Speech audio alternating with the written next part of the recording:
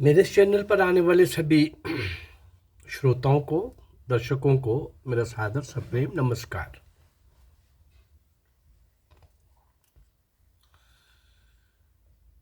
भारत की स्वतंत्रता का 190 वर्ष का इतिहास, 1757 से 1947 तक। इस 190 वर्ष में जिन अज्ञात अनसंग हीरोज,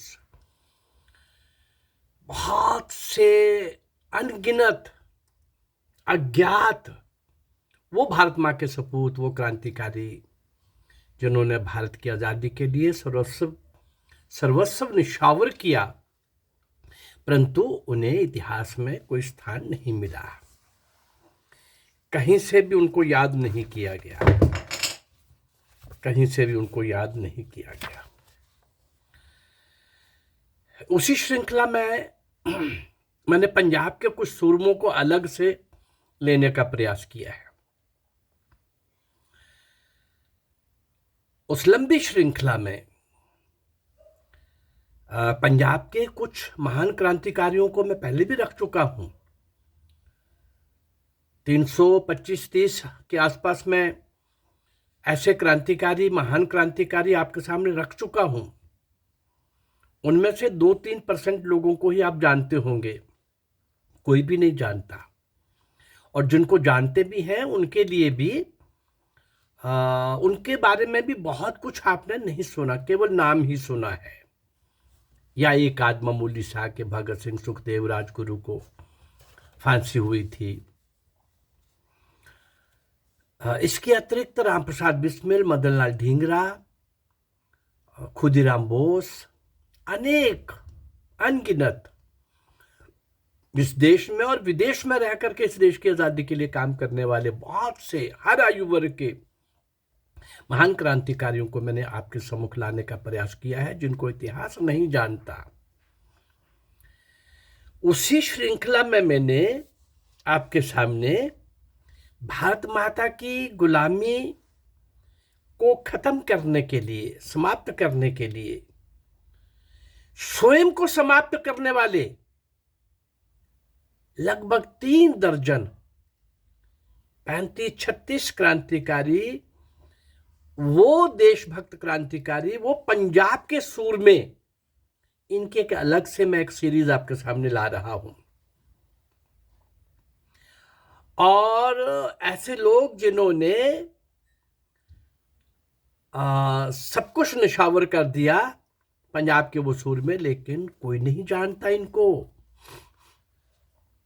कोई नहीं जानता।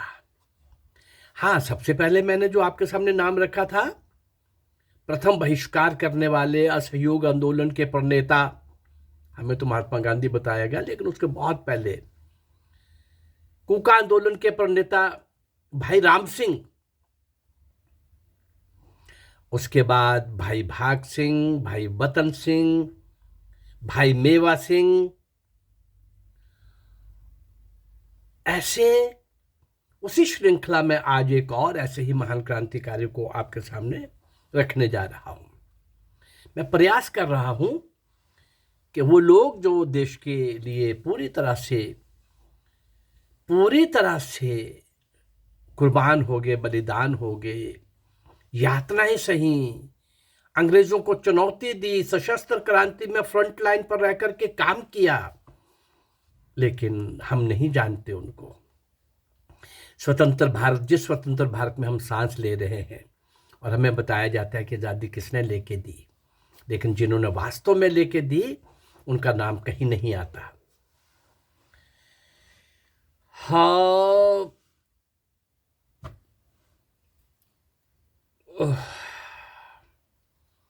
जब मैं इस तरफ डुबकी लगा रहा हूं, देख रहा हूं, समझने की कोशिश कर रहा हूं, मैं भी इतना नहीं जानता था, बहुत कम जानता था, लेकिन मन में छटपटाहट थी कई सालों से। मैं 150 क्रांतिकारी ही आपके सामने ला पाता, जो भी तक का मेरा परिश्रम था, प्रयास था, रुचि थी। अपने स्कूल कॉलेजेस के अंदर मैं बोलता रहा, संघ शाखाओं में सुनाता रहा, लेकिन जब इस तरफ मैं बढ़ा तो मुझे भी आश्चर्य हुआ कि मैं भी कितना जानता था भाई, आटे में नमक। अब जब डुबकी लगाई है तो मन कर रहा है कि मैं सिंध के राजा दाहिर से लेकर नेताजी सुभाष चंद्र बोस तक उन सारे महान क्रांतिवीरों को, देशभक्तों को, भारत पर नशावर होने वाले वो महान भारत माँ के सपूतों को मैं आपके सम्मुख रखूं। इसी दायित्व को निभाते हुए मैं आगे बढ़ता हुआ कूक आंदोलन के भाई राम सिंह, भाई भाग सिंह, भाई वतन सिंह, मृत्यु को उत्सव में बदलने वाले भाई मेवा सिंह, 2 एपिसोड के अंदर मैंने उनका अभी आपके सामने रखा है। आज हम जिस स्वतंत्रता सेनानी को, कमाल के, विलक्षण, कच्चे रमन के भाई गंदा सिंह, कंचरमन के भाई गंधा सिंह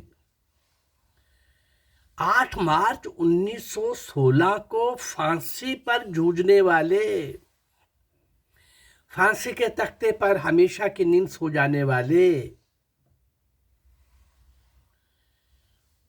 वो भाई गंदा सिंह का जन्म जिला लाहौर, पंजाब के गांव कचरमन में हुआ था। इनका जन्म सन, वर्ष की जानकारी, एग्जैक्ट एक्यूरेसी वाला वो डे तो नहीं मिलता, लेकिन एक अनुमान है कि 1880 के आसपास ही उनका जन्म हुआ होगा। अनुमान का कारण क्या है? 1914-15 में, सन 1914-15 में अमेरिका में स्थापित गदर पार्टी के प्रमुख नेताओं में से एक थे। और उन दिनों किसी व्यक्ति को नेता मानना उसकी समझदारी और उसकी परिपक्वता और प्रौढ़ आयु के अनुसार ही संभव होता था। गदर पार्टी का नेता, तो अंदाजा है कि भाई 80 के आसपास ये इनका जन्म हुआ होगा। सन 1915 में जब गदर पार्टी की ओर से आपको, भाई गंदा सिंह को स्वतंत्रता के प्रचार के लिए चुना गया, तो वे एक और मित्र को लेकर भारत के लिए रवाना हो गए। रास्ते में सिंगापुर रुके।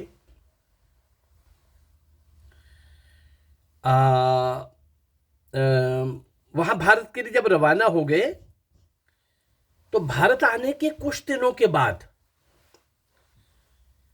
बज घाट पर गोलीकांड हो गया। बज घाट पर गोलीकांड हो गया और विदेश से भारत आने वाले भारतीयों को, जिनके पास कलकत्ता की टिकटें थीं, जहाज से धरती पर उतरना असंभव बना दिया गया ब्रिटिश सरकार के द्वारा। यानी वो सभ्य लोग, वो अंग्रेज लोग जो भारतीयों को अपने ही देश में, भारत में उतरने या आने की इजाजत भी नहीं मिल रही थी। तो परिस्थिति की भयंकरता को देखकर, उसको समझते हुए क्रांतिकारी गंदा सिंह ने अपने मित्र को लेकर वो हांगकांग पहुंच गए। भारत में आए अमेरिका से, फिर हांगकांग पहुंच गए कि भाई वो अगर यहां कलकत्ता में उतरते हैं तो गड़बड़ हो जाएगी, यहां उतरने नहीं दे रहे। तो वहां क्या किया, वहां से कलकत्ता आने वाले सभी भारतीयों को कलकत्ता की टिकटें वापस करवाकर उन्हें मद्रास, बंबई आदि की टिकटें खरीदने की सलाह दी।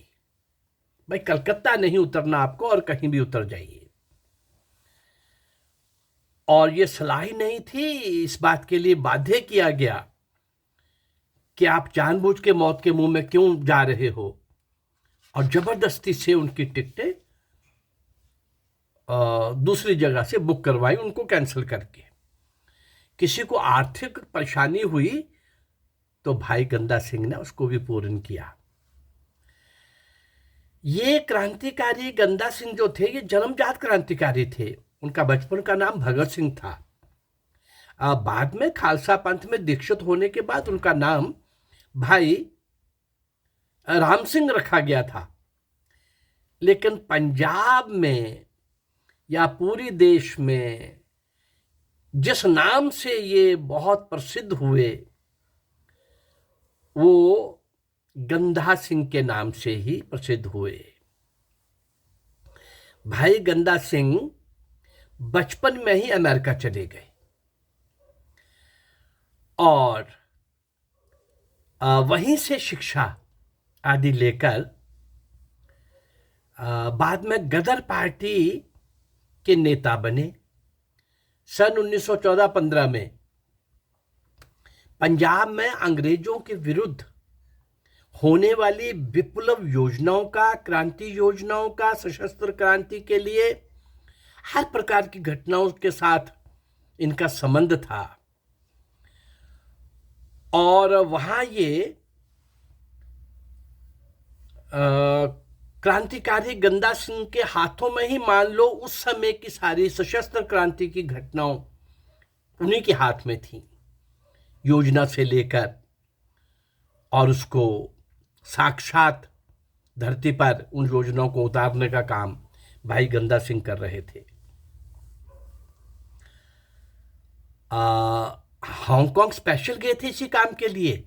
हांगकांग में भारत से हांगकांग में जाकर के अपने साथियों को खबरदार करके उनको जहाज ट्रेन चेंज करवा के भारत में उतरने का स्थान बदल करके कलकत्ता ना हो करके आपको कहीं और जाना है, ये भारत आ गए और पैदल पंजाब में घूम घूम कर विप्लव का, क्रांति का प्रचार करने लगे। उन्हें मालूम था कि जो कुछ वो कर रहे हैं उसका परिणाम फांसी के तख्ते पर चढ़ने के अतिरिक्त और कुछ नहीं हो सकता। वे अपने मित्रों से कहा करते थे, क्या कहा करते थे? अमेरिका से भारत आने से पूर्व उन्होंने कई रातें इसी सोच में गुजारी थी कि भारत जाकर फांसी का फंदा मेरे गले में फिट होना निश्चित है। लेकिन भय नाम से वो परिचित ही नहीं थे। उत्साह और उमंग के लहराते सागर की तरह देश प्रेम की सजीव मूर्ति थे गंदा सिंह। सन 1914 में 14 के नवंबर दिसंबर के दिनों में जब वे एक दिन अपने करीब 15 साथियों के साथ फिरोजपुर जिले के कलखुर्द गांव में घूम रहे थे इसी क्रांति के प्रचार प्रसार के लिए, तो उन्हें पुलिस ने आ घेरा। उस समय पुलिस थानेदार भारतीय होते हुए भी अपने आप को सम्राट जॉर्ज पंचम के पुत्र से कम नहीं समझते थे। ऐसा ही एक थानेदार आगे आया। गंदा सिंह के एक साथी को भद्दी गाली देने लगा। गंदा सिंह के एक साथी को उसने तमाचा भी झड़ दिया। 15 साथियों के साथ वो जहां ये प्रचार प्रसार कर रहे थे, अपने एक साथी को जब तमाचा लगता देखा, बस फिर क्या था? स्वतंत्र देश के वातावरण में पला बड़ा, अमेरिका में बचपन में ही से ही चला जाने के कारण कुछ और संस्कार थे, वहां डर भय नहीं था और मां बाप से शायद एक भी सख्त शब्द ना सुनने वाला गंदा सिंह आग बबूला हो गया और देखते ही देखते पुलिस थानेदार गंदा सिंह की गोली का शिकार हो गया। शिकार होकर जमीन पर गिरकर ढेर हो गया और साथ में लगान वसूलने वाला तहसील का एक कर्मचारी भी मारा गया। इस घटना के बाद अब मुश्किल था, कहीं भी सामने रहना तो जंगल में भाग गए। कि थोड़ी देर के लिए हम अपना स्थान बदलें, लेकिन वहां भी पुलिस पहुंच गई और मुठभेड़ हो गई। दोनों ओर गोलियां चली, लेकिन विप्लवियों के पास, क्रांतिकारियों के पास गोलियां समाप्त होने के बाद, गोलियां समाप्त हो रही थीं, 7 लोग तो इस मुठभेड़ में बलिदान हो चुके थे और 7 को पकड़ा जा चुका था, अरेस्ट कर लिया गया था पुलिस ने घेर कर, और ये वहां से बच करके निकल आए थे गंदा सिंह जी। अंग्रेज हुकूमत ने उन जो 7 को पकड़े गए थे एक न्याय का नाटक खेला और उनको फांसी की सजा सुना दी गई। ये फांसी की सजा आगे भी इसका वर्णन आएगा। क्या थी ये फांसी की सजा? एक आतंक भय का वातावरण खड़ा करने के सिवाय कुछ नहीं था। जिन 1914 में जिन 7 साथियों के बलिदान होने के बाद और 7 साथियों के पकड़े जाकर के न्याय नाटक के बाद फांसी लग जाने के बाद, हम सोच सकते हैं किस प्रकार से जलते थे ये परिवाने, उन दिनों देश प्रेम के दीवाने, परवाने स्वतंत्रता दीपक की लौ पर। वे कौन थे, क्या नाम थे उनके, और किस मां बाप के बेटे थे वे, किस या किन गांव में पैदा हुए थे, कोई नहीं जानता। ना जाने कितने 14 लोग, यहां तो 7 फांसी और 7 14, ना जाने कितने 14 लोग भारत के लिए, भारत की स्वतंत्रता के लिए कुर्बान हुए होंगे, बलिदान हुए होंगे। क्या मिला उन लोगों के परिवारों को और नातेदारों को? वे नाम शेष भारत के लाडले सपूत यहीं कहीं इसी धरती पर जन्मे होंगे और आज के देशद्रोहियों, अत्याचारियों और भ्रष्टाचारियों की हरकतें देख देख कर उबल रहे होंगे, उबलते होंगे कि किसके लिए हमने आजादी ली भाई, हमने जवानी लुटा दी, सब कुछ देश के लिए, भारत मां की स्वतंत्रता की बेड़ियों को काटने के लिए खुद हम कट गए। इसके लिए आज के गद्दारियों को, भ्रष्टाचारियों को, अत्याचारियों को और इस देश के अंदर वो सब देशद्रोही जो आज भी देश को नुकसान पहुंचाने की कोशिश कर रहे हैं। एक और देश प्रेम के परवाने 1914-15 में फांसी के फंदों को बरमाला या जयमाला समझकर गले में डाल रहे थे, तो दूसरी तरफ मोहनदास करमचंद गांधी क्या कर रहे थे, ये जानने के लिए हमें दूसरे एपिसोड के लिए प्रतीक्षा करनी होगी। कल ही मैं दूसरा एपिसोड भी आपको दे पाऊंगा। महान क्रांतिकारी भाई गंदा सिंह ने क्या क्या कमाल किया, अभी तक तो कर ही रहे थे, आगे और भी कमाल हुआ, और किस प्रकार से फांसी तक के तख्ते पर चढ़ने से पूर्व की यात्रा कैसी रही भाई गंदा सिंह की, ये हम जानने के लिए फिर कल मिलेंगे। मैं इन महान सारे क्रांतिकारियों को, अज्ञात क्रांतिकारियों को, जिनको कोई नहीं जानता, आपके सामने ला रहा हूँ।